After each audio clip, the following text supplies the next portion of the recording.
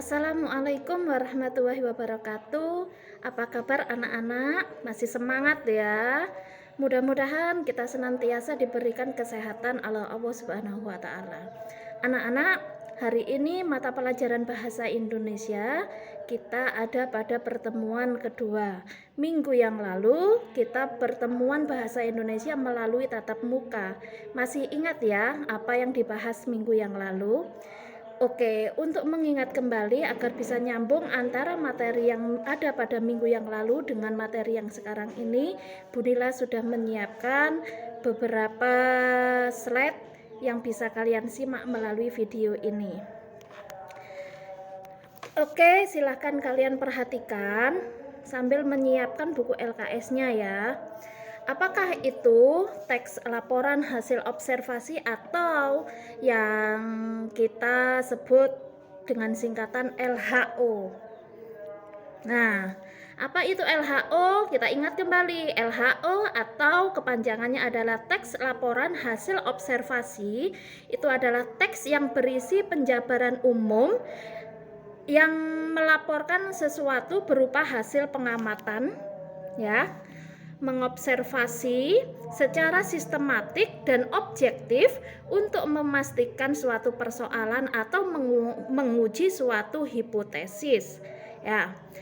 Atau LHO itu bisa disebut juga sebagai teks klasifikasi penggolongan. Nah, kemudian apa tujuan dari teks LHO? Yang pertama adalah agar si pembaca itu mendapatkan informasi dan penjelasan rinci tentang suatu hal dari sudut keilmuan. Yang kedua, pembaca bisa mengetahui segala hal yang diperlukan berdasarkan hasil peninjauan atau pengamatan yang telah dilakukan. Kemudian struktur manfaat dulu ya. Nah, fungsi atau manfaat memberitahu atau menjelaskan tanggung jawab tugas dan kegiatan pengamatan, memberitahukan atau menjelaskan dasar penyusunan kebijaksanaan, keputusan, pemecahan masalah dalam pengamatan. Kemudian bisa juga berfungsi sebagai sumber informasi dan merupakan bahan untuk dokumentasi. Nah, selanjutnya, apa saja sih yang harus ada di dalam teks LHO? Teks LHO itu harus memuat 3 struktur. Yang pertama adalah pernyataan umum. 1. Apa saja isinya? Yaitu penerangan objek pengamatan klasifikasi serta keterangannya. Biasanya di sini dalam pernyataan umum nanti akan dituliskan mengenai definisi dari objek yang akan diamati. Yang kedua, deskripsi bagian.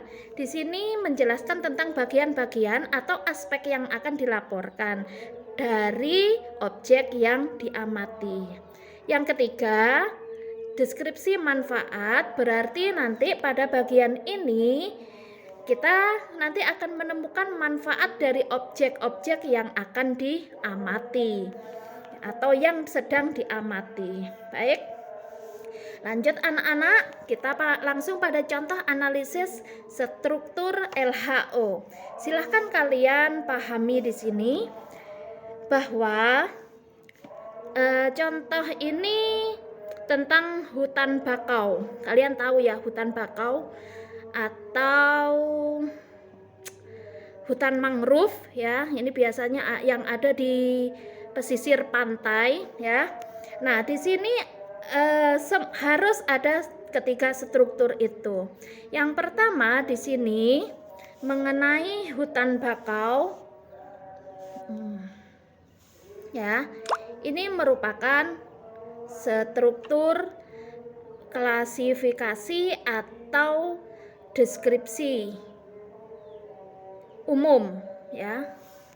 Kemudian yang di sini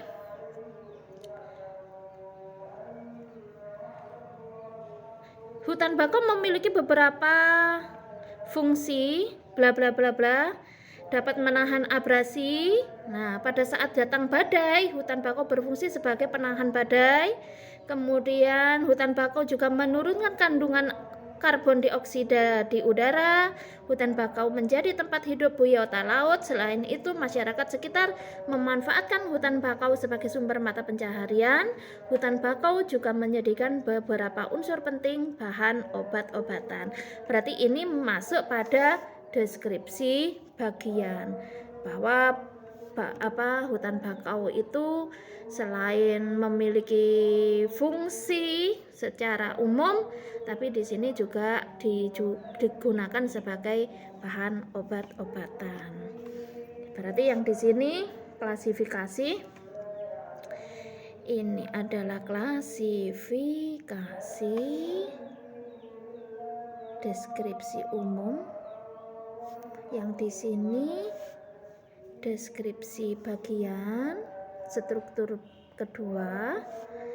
Kemudian ini kalian perhatikan dulu.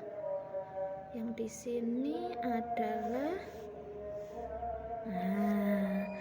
deskripsi manfaat. Mengapa? Karena paragraf ini menceritakan tentang manfaat dari hutan bakau. Berarti di sini struktur ketiga, yaitu deskripsi manfaat. DM, deskripsi manfaat. Dari sini sudah paham?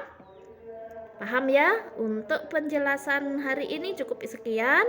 Untuk tugasnya ada di bawah, di chatting ya. Saya akhiri. Wassalamualaikum warahmatullahi wabarakatuh. Tetap semangat dan tetap jaga protokol kesehatan. Assalamualaikum.